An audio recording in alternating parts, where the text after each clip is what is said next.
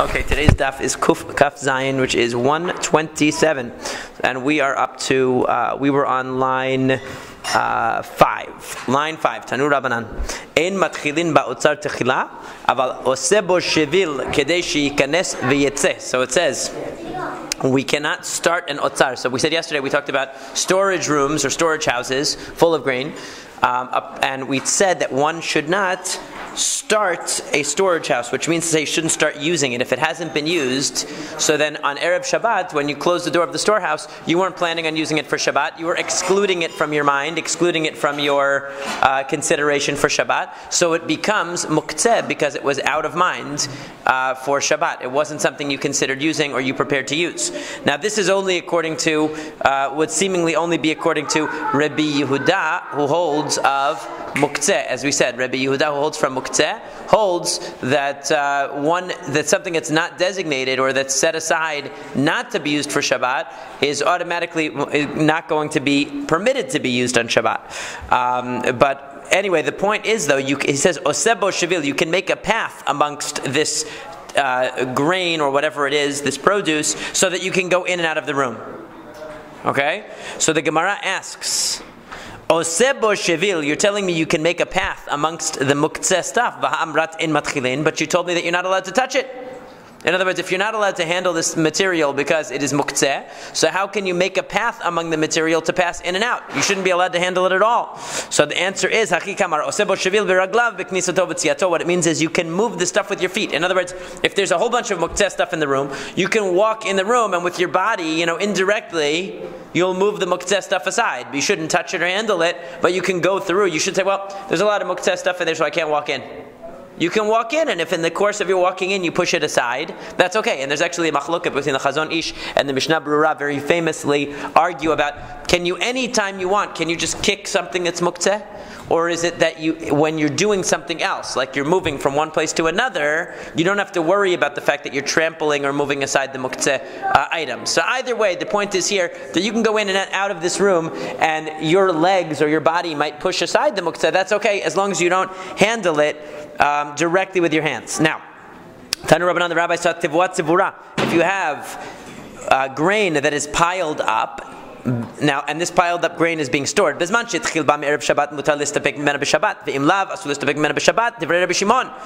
Shimon says, if you started utilizing this produce before Shabbat and eating from it, so then you can continue to use it on Shabbat. But if it was never used, in other words, you had a pile of grain sitting there and you had never used it before Shabbat, therefore it's muktzeh because really we assume you didn't have any intention to use it on Shabbat. It was out of your mind, it was out of your preparation, it was out of your thought for Shabbat. And that's what Rabbi Shimon says. Rabbi Acha matir. Rabbi Acha says, no, even though you didn't have in mind to utilize this pile of grain on Shabbat, the fact is it's edible, right? It's accessible, right? So why should we assume you can't use it? So the Gemara asks immediately, Kilapelaya. Anybody who knows anything about Masekhet Shabbat or Hilchot Muktzeh knows that Rabbi Shimon is always the lenient one. And here you're telling me that Rabbi Shimon is the stringent one who says you can't take from this pile of grain because you didn't use it before Shabbat. And you're telling me that Rabbi Acha is the one who's lenient? That makes no sense at all. Impossible. Rather, Ella emat divrei Rabbi Acha Rabbi Shimon matir. Rather, Rabbi Acha was the one who was stringent. Rabbi Shimon was the one who was lenient and said that it didn't matter whether you utilized, whether you partook of this food from before Shabbat or not. The fact is that it was accessible to you, it was edible, and therefore it is not muktzeh unless you specifically say, I don't want it for Shabbat, and you put it up on the roof or something like that to dry. Okay, then it would be muktzeh. But anytime you didn't do anything to push away the food, it's accessible to you. We presume that you wanted to make use of anything that's available to you on Shabbat, period. That's what Rabbi Shimon generally holds. And we say, what does it mean?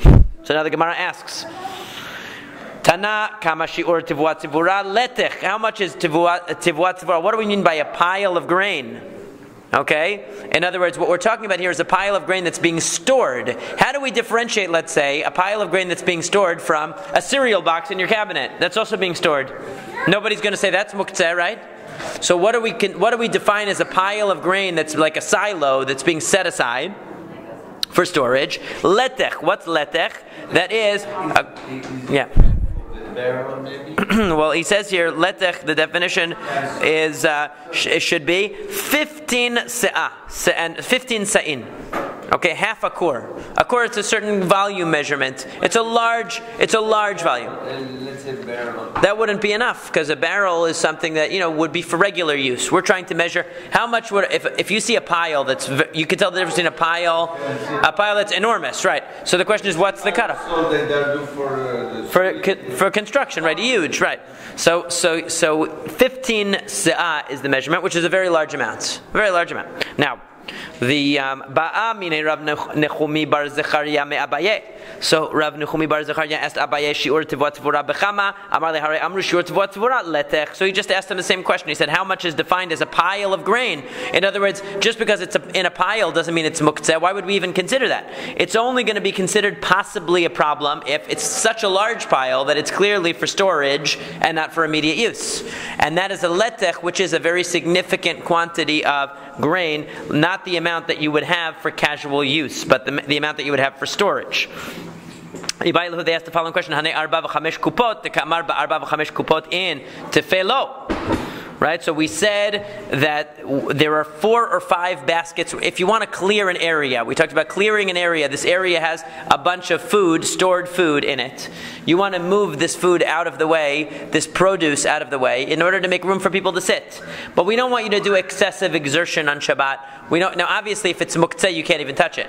But if it's not muktzeh, in other words, now we're talking about just stored stuff of non-muktzeh stuff that's edible and usable, and it was just not being used right now. It was being stored in this room, and now you want to move stuff out of the room in order to make space for people to sit.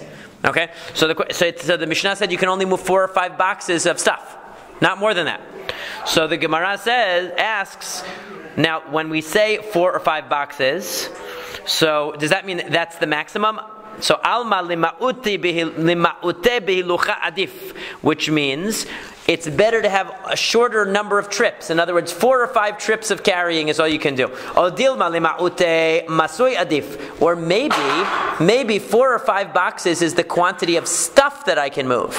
But if I could lighten my load, and let's say instead of carrying 4 or 5 really large boxes worth of stuff, I could instead carry 15 smaller boxes, and I would have to make 15 trips, but each trip would be less stressful and less heavy than the trip of carrying only 5 boxes, because if I carried the amount of the 5 large boxes, and I only do 5 acts of carrying to move the stuff, it's going to be heavier and harder, but it's going to be less trips.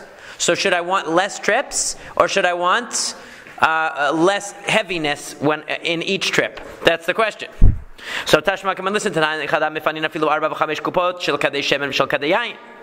Because we learned the following, that a person can move 4 or 5 boxes of bottles of oil or bottles of wine. Vetanya idach, and we learned in another braita that 10 or 15 boxes is sufficient.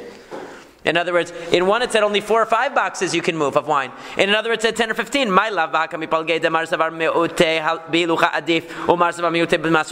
Isn't there an argument here? In other words, one braita is telling you that you can only bring 4 or 5 boxes. So let's say you have, 30 bottles of wine. Carry them in 5 boxes. And the other guy says, no, carry them in 10 boxes, so you'll have 10 trips, but each one will be lighter. It'll be nicer. Less trips when each is heavier, or more trips when each is lighter? That's the question. So, really everybody agrees that less trips is better. What, Zizi? It should be more trips when it's lighter. Right. Because you're not doing as much work. That's right. That's the question. So, so everybody agrees that less trips is better, even if you have to put more on the trip. Less trips is better. I would agree with that from my personal experience. I'd rather make less trips. Yeah, I was going to say it sounds pretty arbitrary, because it's not something that you can apply to everybody. Some like this. Right, some like one together. So umi savrat be'eser u'b'chamesh kupot ka'e akadin ka'e, because these 2 braitot are actually, the first braita said 4 or 5, and the second one said 10 or 15. So it sounds like 10 or 15 boxes, but that's not what it means. It means 10 or 15 bottles can be carried. And how you, and velokashia had the mishtakle chad chad bekupa, v'had the mishtakle tre tre, v'had the mishtakle tlata tlata. In other words, when we're talking about bottles, you can either distribute one in other words, you could have 5 bottles and you put 1 bottle in each box. You could have 15 bottles, you put 3 in each box. You could have 10 bottles, you put 2 in each box. But in the end, you can't move more than 4 or 5 boxes maximum. That was the limit. In other words, the question here is, when the rabbis made their gezerah to limit the exertion on Shabbat, did they limit it in terms of number of trips? Or did they limit it only in terms of the quantity of items moved? Okay, but if you wanted to spread it out among multiple trips, that would be okay. That's the question. Okay? So, now the Gemara says, Dikure deharpanya. And we're talking about very small bottles where you could fit a lot of bottles into 1 box. Okay? So that's why you had 2 braitot. One braita was talking about where you put 1 bottle, 1 large bottle per box, 2 bottles per box, or 3 bottles per box with smaller bottles. So by the way, they asked the following question. You're telling me I can only move 4 or 5 boxes worth of stuff or produce out of the room or out of the floor in order to make space for my guests. Is that 4 or 5 maximum or 4 or 5 per guest? Let's say I have 20 guests. If I can only move 4 or 5 boxes, how's that going to make space for 20 guests? It's not going to be enough. Right? That's not enough. So what do we do? And if you're going to tell me I can move enough for each individual guest, meaning if Sammy comes over, 4 or 5 boxes for him, Matthias comes over, 4 or 5 boxes for him, each person comes over, Kezia comes, 4 or 5 boxes, everybody 4 or 5 boxes, right? So that means there's an infinite number depending on how many guests I have, right? Or how many students. You're also allowed to move boxes to make space for students, like for learning. So the question is, Chad gavra mifanei lechulo, or dilma gavra mifanei lenafshe? Or do we say that each person has to, in other words, can one person do all of it?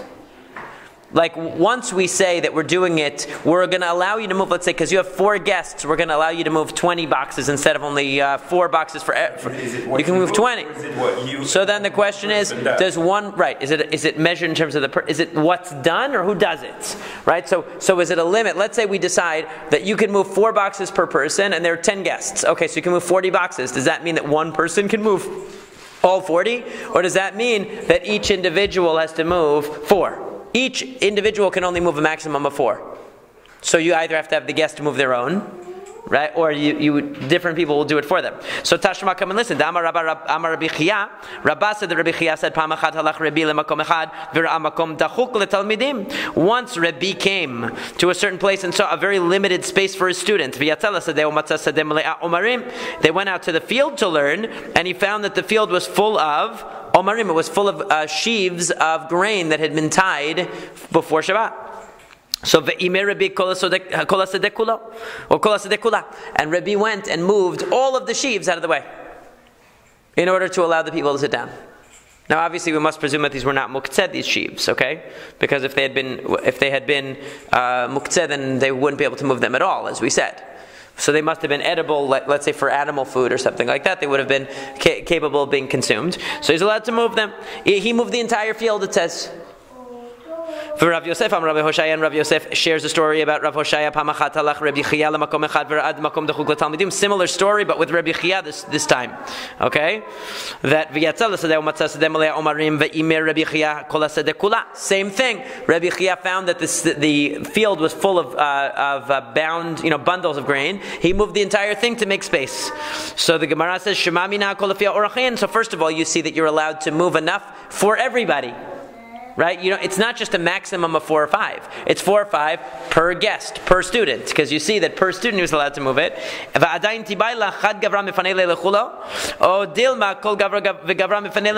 We still have the question whether one person moves all of it or each individual has to have someone move it for them or has to move it themselves. That's a question still. Tashma, come and listen to Imer Rabbi. But what do you mean it's still a question? It said that Rabbi moved all of the sheaves. So why is it a question? Do you really think that the Nasi Israel, that the Nasi went and did that work? Of course not. Rabbi Yehuda the Nasi went out into the field and he moved all of the sheaves. Why would he do that? That's like having the President of the United States is going to go and clean the room to let people sit down. No, his staffers did it.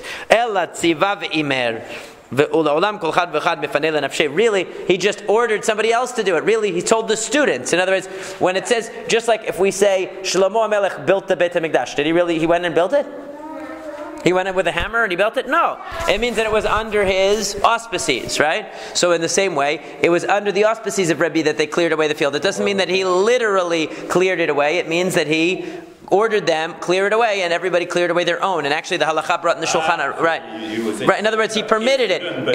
He didn't physically do it, but he gave the approbation or the authorization to do it. So what that means is that, and actually the halakha in Shulchan Aruch is brought down this way, that you can move per guest 4 to 5 boxes worth of stuff, but you can only move it each individual. In other words, an individual has to move either their own. Some Rishonim say it means literally their own, or it means that a different person has to at least move it for each guest. So even if you had staffers, like one staffer can only do 4 to 5 boxes, not more than that.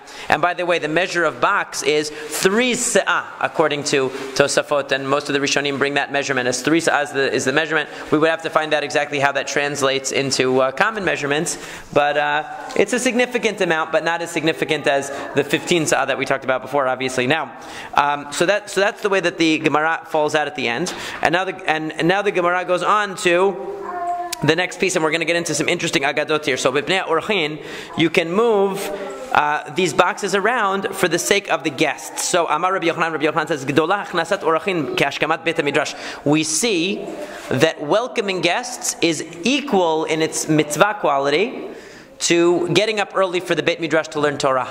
Why is that? Oh, does it have a glossary in the back? I bet the Steinsaltz probably has the exact number. It says here, it's a mistake measure for a volume for 6 kav, so I'm looking kav. Right. So we can look in the, I'm sure the Steinsaltz, but Rabbi Reuben is not here today, probably gives a number for it. So the, or the notes there might have the English measurement. The notes inside the text might have it. Here, kav is hot. Yeah. It's self-referential. So look inside and see if it on the notes there. But anyway, so Rabbi Yochanan says that welcoming guests is equal to learning Torah in the morning. Why? Because it says, what can you move boxes for? Either for guests or for studying Torah. So the two things are equal. The two things are considered equal. Now, actually, the Gemara then says, actually, Rav Dimi from Naharda says it's even better to welcome guests than to get up early to study Torah, because look at our Mishnah. Our Mishnah first mentions guests. It says, why are you moving the boxes? For guests. And then it mentions to study Torah. So actually the primary thing, the first thing on the list is welcoming guests. Amar Rav Yehuda said that Rav said, actually, receiving guests is greater than receiving the divine presence. How do we know that? Because it says in the pasuk, and this is the pasuk that's talking about Abraham, when Abraham is met by the 3 angels who come to visit him. Initially he's talking to Hashem. It says Hashem appears to him, and then he says Vayomar Adonai, which here is being understood as Hashem's name. He says, Hashem, if I found favor in your eyes, I'll not tavor me'alavdecha, don't leave your servant. Now, in the pshat, if you're reading the story, it sounds like he's saying that to the 3 malachim, actually, possibly. But the Midrash interprets it, the Gemara interprets it that he's saying that to Hashem. He's saying, Hashem, don't leave, hold on, Hashem. He puts Hashem on hold. Hashem appeared to him and said, wait, I have to welcome guests. Hold on. Okay, so you see that welcoming guests is more important than receiving the divine presence. In fact, that's what the Rambam brings in his halachot. He brings this story that you see that welcoming guests is more important than receiving the divine presence. So now, Tichtiv, as it says, Vayomar im namatatichen benecha, al natavar me'aldecha. Amar Rabbi Elazar, ba ur'eh. Come and look, Rabbi Elazar says. Shelo kemidat hakadosh baruch hu midat basar vadam. Because the quality of Hashem is not like the quality of a person. How so? Because midat basar vadam, a human being, en katan yochol lomar legadol, hamten ad she'avo etzlecha. Because in normal situations with a human being, right, the inferior can't say to the superior, hold on. Wait for me. You can't. It's disrespectful. We're going to say hold on to somebody. You can't. However, etc. But in this case, Abraham says to Hashem, hold on, I have to welcome the guests. So what do you see? You see that Hashem allows Abraham to act that way. He's not like a human king, Hashem. Right, he's not in a rush. Yeah. So, and also Hashem is not is not like a human being that stands on ceremony because of his own ego. Like a human ruler, why would a human ruler say, "How dare you tell me to be on hold when you're going to go take care of other guests?" Because of his ego. That doesn't apply. The parent teaching kids to do the right thing. Right. The parent wants the kids to do the right thing. It doesn't matter if the kid says. Hold on. Exactly. That's true. That's true. Like a parent. That's a good example. It's a good mashal. Because if your child said to you, "Hold on, mom," or "Hold on, dad," I need to do this mitzvah, you would be like, okay, that's good, because I'm teaching you right. Yeah. So very good example. Okay. Now Amar Rav Yehuda Bar Shela Amar Rav Asi Amar Rav Yochanan. So Rav Yehuda Bar Shela said that Rav Asi said that Rav Yochanan said Shisha Devarim. There are 6 things. Adam ochel perotehen ba'olam hazeh, that you benefit from the fruit of it in this world. Ve'akeren kayemet od olam haba. But the primary reward is in the next world. What are they? Elohen achnasat orchin, welcoming guests. Vikur cholim, visiting the sick. Ve'iyun tefillah, having kavanah, Rashi says, because we've seen many times so far, even in the 2 Masechtot that we've done, Masekhet Berachot and Masekhet Shabbat, we found several times this idea of iyun tefillah, and every time I mentioned, there are different kinds of iyun tefillah, focusing on prayer. Some of them are negatives, and some of them are considered positive, depending on the circumstance. Now, here it's the good one, kavanah. Having concentration, Vashkamat Beit HaMidrash, getting up early to learn Torah, V'hamegadel banav letalmud Torah, and somebody who raises his children to learn Torah, and Ve'adan et chavero lekaf zechut, as we're going to get into some great stories about that shortly, somebody who judges their friend favorably, gives them the benefit of the doubt, as we say in English. Va'anant ve'eni, is this true? There are 6 things on this list of things that you benefit from in this world, but you get the reward in the next world. There are only 6 things. There are a whole 6. But we learned in the Mishnah in Masekhet Pe'ah, very famous Mishnah, very first Mishnah in Masekhet Pe'ah.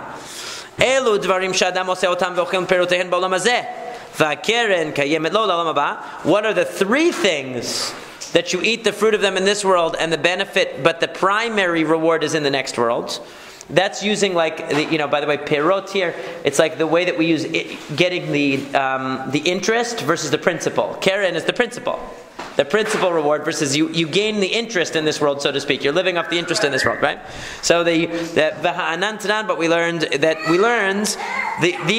are 3 things. Ve'elohen, kibud avve'em, respecting mother and father, ugmilut chasadim, and kindness to others, v'avat shalom sheben adam lachavero, and bringing peace between people. And the 4th thing actually there is, v'talmud Torah keneged kulam, Talmud Torah is equal to all of them. So there's a total of 4. There are 3 things, and then study of Torah is equal to all of them, right? So a total of 4 things. What are the 4 things? Respecting parents, kindness, making peace, and Talmud Torah. So how does that fit?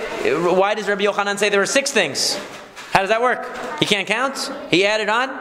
Well, what's going on? So according to the Mishnah, it sounds like these are the only things. Answer is no. That the list of Rabbi Yochanan fits into the list of the Mishnah. The list that Rabbi Yochanan gave us actually fits into the list of the Mishnah. And Rashi explains how does it fit in.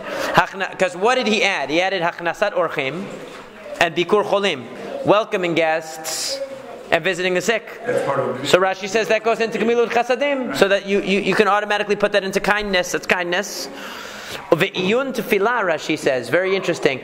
Concentrating in your prayer also is considered Gemilut Chasadim, kindness. Why? Because it says Gomel nafsho ish chased. If you're kind to your soul, you're a man of kindness. In other words, doing tefillah properly is a kindness to yourself. You're doing yourself a kindness by taking the time to pray with kavanah, which is an amazing thing to think of when you think of it that way. You're doing yourself, like we say, do yourself a favor. You're doing yourself a favor when you concentrate in tefillah. Rashi says, and he said, isn't that true? It is true. And Hashkamat Beit HaMidrash v'gidul banim letalmud Torah. So obviously raising your children for study of Torah is equal to Talmud Torah, learning Torah. It's equal. It's included. Dan et chavero lekaf zechut, judging your friend favorably is hava'at shalom. That's the same as bringing peace between people. Okay, so we can take all of these because you give him the benefit of the doubt, you don't get angry at him, and you'll have peace with him. And also kibud avve'em, So he says, okay, so therefore what do we do? Rabbi Yochanan faresh lecha ata de bechlal gimel de matnitin itnehu lehanach vav v'kanami lekibud avem.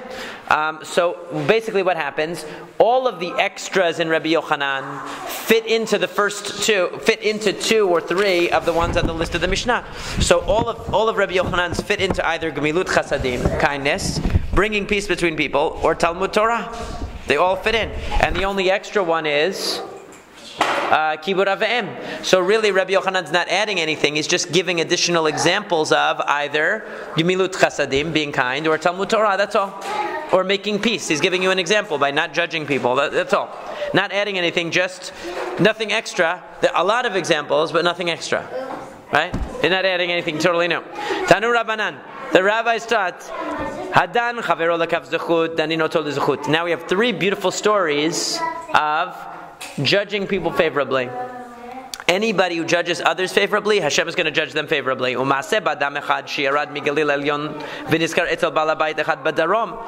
was a story about a guy who from the upper Galilee who was hired by somebody from the south. Guys, shh. Who was hired by somebody from the south.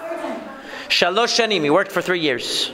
Erev Yom Kippurim Amar Lo. So Erev Yom Kippur, after 3 years of service, he said to him, Ten li schari, I need my money.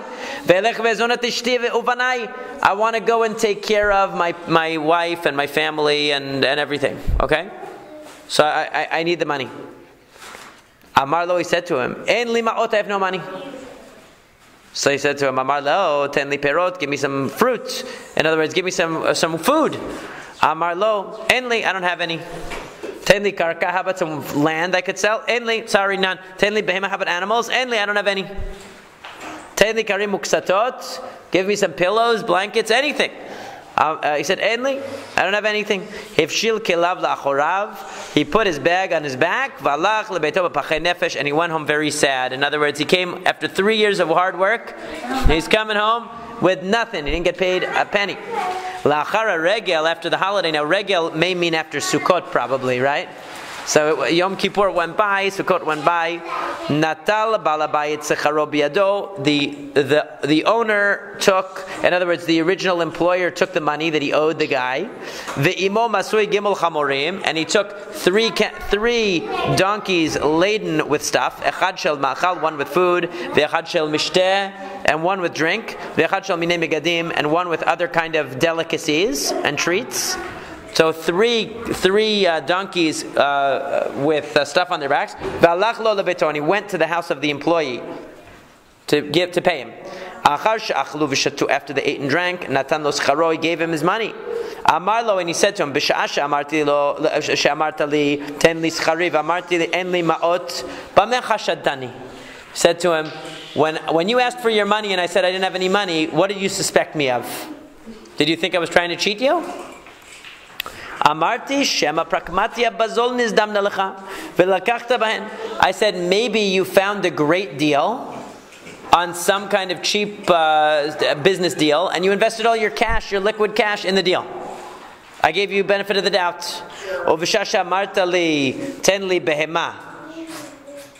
And when you said, give me an animal, va'amarti en li behema, and I said, I don't have any animals, what did you think? B'mechad shatani, did you suspect that I was trying to cheat you? Amarti, I said, shema muskeret bi'ad achirim. I said, maybe you lent out all your animals to somebody else. You were renting them, so they weren't available. B'shasha amarta li ten li karka, ve'amarti lecha en li karka b'mechad shatani. So when I told you I didn't have any land to give you, what did you suspect me of? So he says, Amarti shema muchrechet biad achirimhi. I said, maybe it is. This was an arrangement of basically sharecropping. You would give your land to somebody, and they would have to pay you a certain amount of the produce, a fixed amount actually, as a payment, and everything else went to the workers. So I figured maybe you didn't have any land available. All of the land that you had was under somebody else's control. They were working the land to keep the produce, and they were going to pay you the fixed amount. It's a good deal for it's a trade-off, because it's sort of like, on one hand, if you get a percentage of the produce, you could make much more from the deal. But on the other hand, you might lose. When you get a fixed amount, the guy has to pay you no matter what. And when I told you have no fruit, what did you suspect me of? Amarti, Shema Einan Me'usarot. I said to myself, maybe they are not tithed yet, and therefore you couldn't give them to me. And when I told you I didn't have any pillows or any cushions to give you, what did you suspect me of? I said, maybe you consecrated all of the wealth that you had to heaven. In other words, maybe you gave it all to the Beit HaMikdash. And that's why you couldn't give it to me. So he came up with an excuse for everything that the guy did that looked like he was cheating him. Amarle said to him, Ha'avodah, by the temple service. This was a way of saying like by God, but they didn't want to swear using Hashem's name. That is exactly what happened. The story that you told me is exactly what happened in reality. In other words, everything you just described is exactly what the situation was, and that was why I wasn't able to do it. So he said, Hidarti kol nechasai b'shvil horkanus b'ni shelo asak b'torah. I gave over all of my property to the temple. Why? Because my son didn't learn Torah. He was a bad guy. He went off the derech. He was a rebel, and I didn't want him to inherit my money because he wasn't learning Torah. So I gave it all. Okay, Shabbat etzel chaverai b'darom itiruli kol nidri. Or kol nidarai. And when I came to my colleagues in the south, they forgave me. In other words, they canceled out my neder. So now I'm able to give you stuff. Right? So he said, "Ve'ata keshem shedantani lizchut, hamakom yadin otcha lizchut." Just like you judged me favorably and came up with an explanation for everything I did, even though it was far-fetched, Hashem is going to judge you favorably as well. So that's a very nice story. Another story. There was a story about a chassid, a certain pious man, who went and redeemed a girl from captivity. A young woman was in captivity, and he went and redeemed her from captivity to bring her back home. And when they came, when they were in the hotel, he made her sleep in his room by his feet. Reminds you of Boaz and Ruth, the story. So, in the morning he got up and went to the mikveh and then taught his students. And we know that going to the mikveh after a night can mean that you had a seminal emission, which could mean that something occurred between the man and woman in the night. Okay? Now, that would be very inappropriate. Is this some young girl that he's bringing home? But why does he have her in his room? So it looks suspicious. So, he said to the students, when I had her sleep by my feet, what did you suspect me of? So what did they say? Amarno, we said, Shema yeshbanu talmid she'eno baduk l'Rabbi.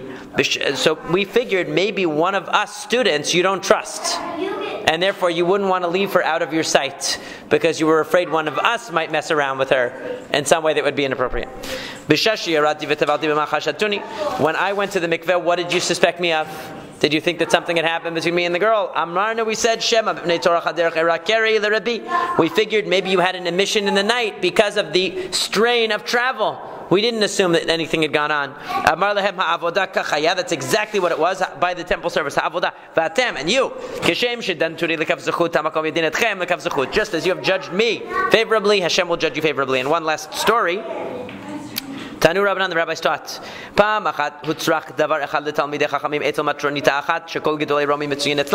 There was once a time where the rabbis needed something from a certain Roman matron, that all of the nobles of Rome went to her. Now that probably means she was a woman of possibly ill repute, we might say. Okay? Now, Amru, they said, Miyelech, who's going to go talk to this woman? Amar Lem Rabbi Yoshua, Anielech, Rabbi Yoshua said, I'm going to go. Halach Rabbi Yoshua went with his students. Kevan she'egia lepetach beta, when they came to the door of her house, Chalatz tefilav berichuk arba amot. He took off his tefillin 4 amot away from the door. V'nichnas v'na'ala delet bifnehem, and he went inside and locked the door behind him. Achar sheyatza yarad v'teval v'shanal talmidav. When he came out, he went to the mikveh before teaching his students, which seemed to indicate maybe something went on with this woman, that should not have. So what did he say? Amar lahem, and he said to them, when I took off my tefillin to go in to see this woman, what did you think was going to happen? Did you think I was going to be doing something bad? Amarna, we said, we figured you didn't want to bring the holy tefillin into a place of impurity. Into a place of impurity. when I locked the door behind me, what did you suspect me of? Amarnu shema devar malchut yesh beno levena. We figured there must be some private, confidential issue that you have to discuss. B'sha'ashi yarati v'tavalti b'meh chashatuni. When I went to the mikveh, what did you suspect me of? Amarnu shema nitza tzinora mipia al bigadav shel Rabbi. We figured maybe some spittle from her mouth fell on your clothing, and that's tameh, because we presume that anybody who is we treat Gentiles potentially as having tum'ah, and there's a type of tum'ah called zav or zava, where even the spittle of the person could be tameh, and therefore maybe you were concerned that there could be some spittle from her mouth that went on your clothing and made you tameh, and therefore you went to the mikveh in order to purify yourself. He said, Amar lehem ha'avodah, by the temple service, kachaya, that's exactly what happened. Just as you have judged me favorably, so may Hashem judge you favorably. That's the moral of the story here. Now we go on to the next piece, back to the halacha. It said, mifanin teruma teora, that you can move pure teruma. Pure teruma. It has to be pure, meaning it hasn't been defiled, so it's edible for a kohen. So the Gemara asked Pshita, what is the chidush here? Pshita. Obviously, you can move pure teruma. Pure teruma is not muktzeh because pure teruma is edible, right? So what's the problem?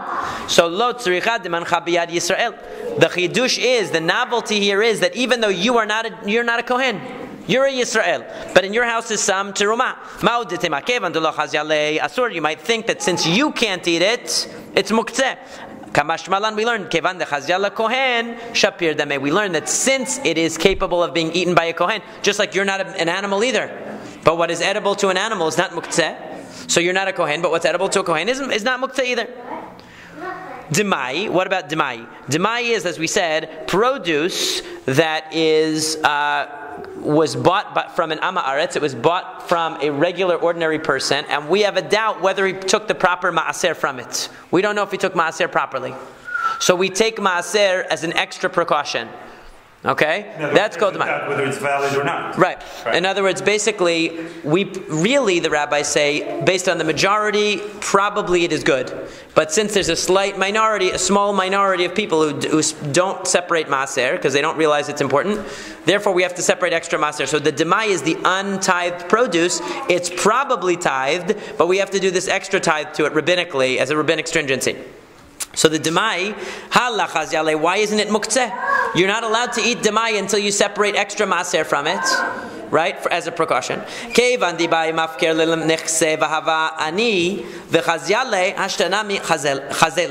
The reason is, since a person could divest himself of all of his property, he could make all of his property ownerless. And if he declares all of his property ownerless, now he's a poor person. Poor people are allowed to eat demai. The rabbi said this stringency of demai, of separating the extra maser, we're not going to apply it in a case where of poor people. We're not going to tell poor people that they can't eat it. Okay, so the Gemara says, Ditnan, as we learned in the Mishnah, machilin et aniyim demai, v'etach sanya demai. You can feed poor people demai, and you can feed achsanya demai. You can feed the soldiers that are stationed. If the soldiers are stationed in your town, you can feed them demai. You don't have to separate. You don't have to worry about this extra maaser obligation. Va'amar Rav Huna. And Rav Huna said, Tana Beit Shammai, it says in the Tosefta Beit Shammai, Omrim en machilin et aniyim demai v'et achsanya demai. O Beit Hillel omrim machilin et aniyim demai v'et achsanya demai. So it's a machloka between Beit Shammai and Beit Hillel. Beit Shammai says that you cannot feed poor people this demai.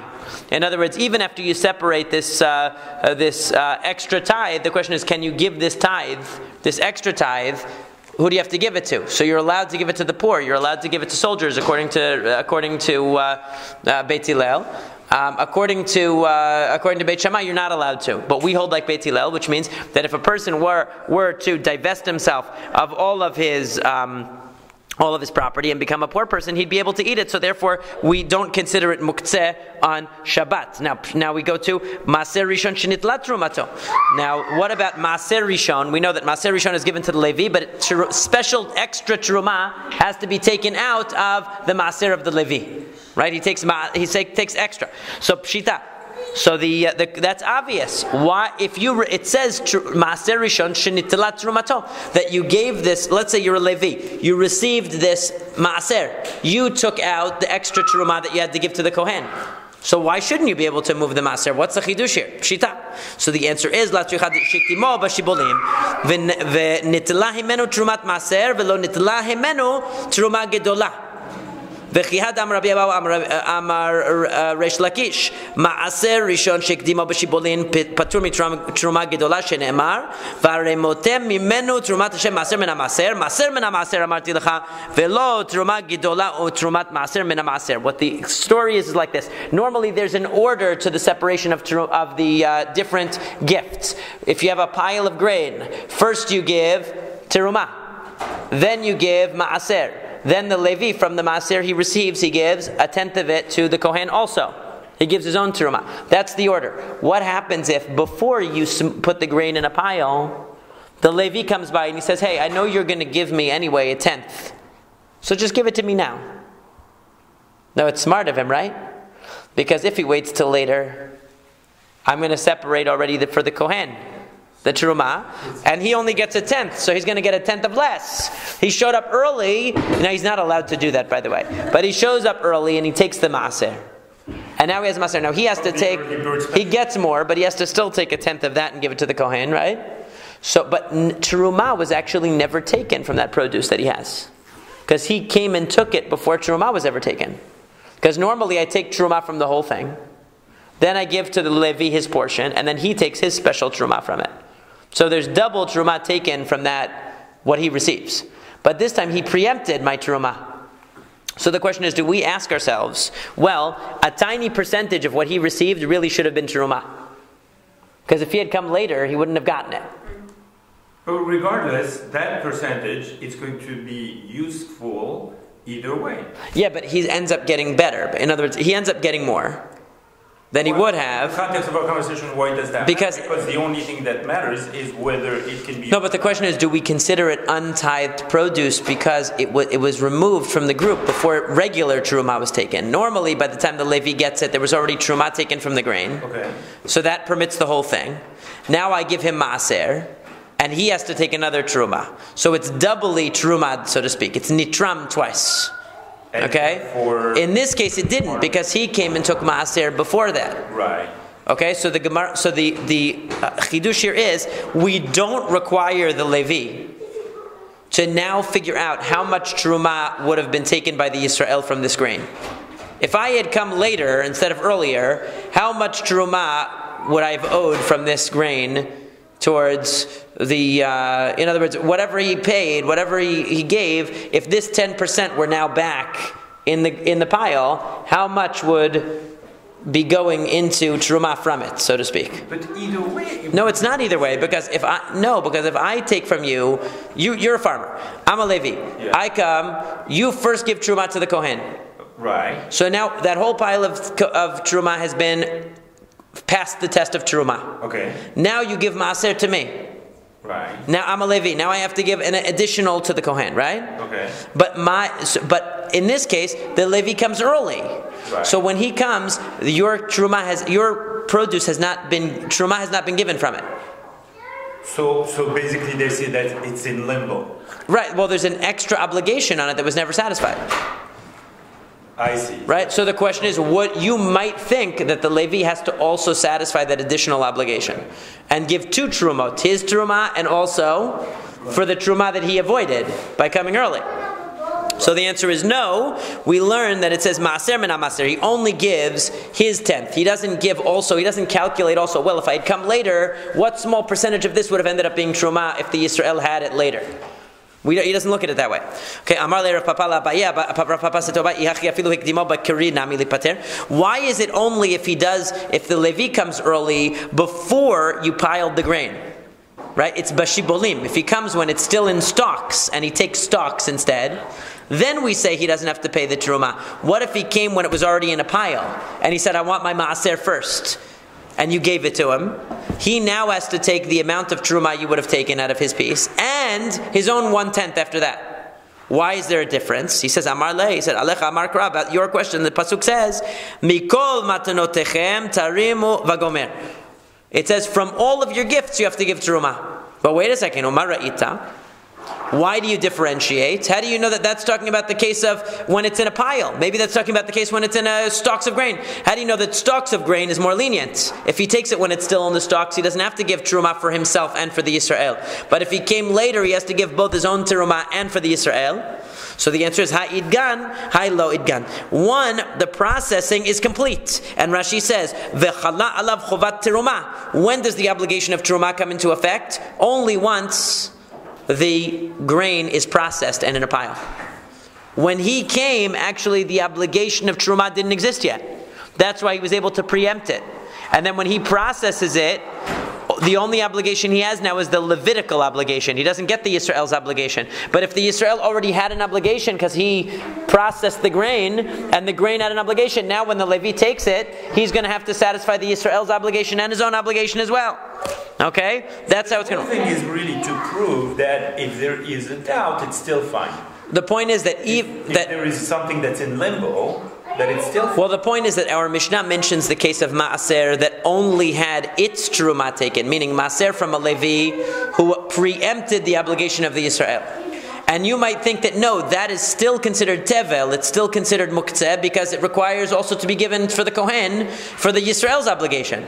So the Gemara is saying that the Mishnah uses this case to teach you an extra halacha, that there's no further thing that needs to be done with it.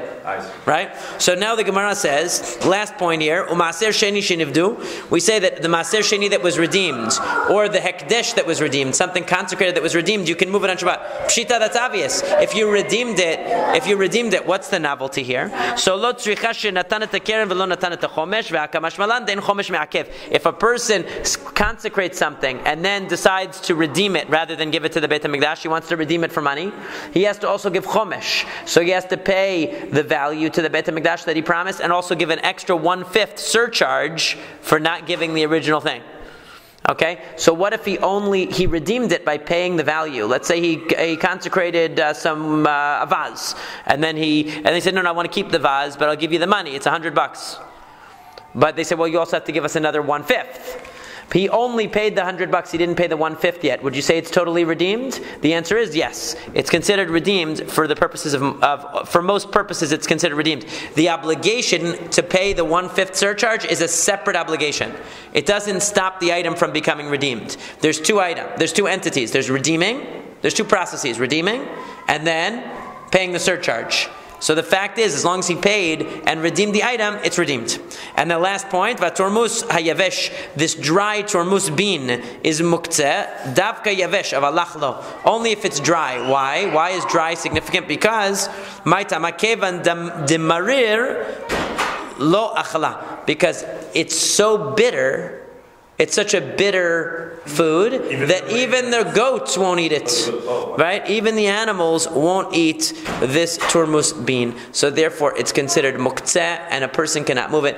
And that is basically the principle here: is anything that either for halachic reason or for a physical reason is not usable or is inedible is not allowed to be moved on Shabbat.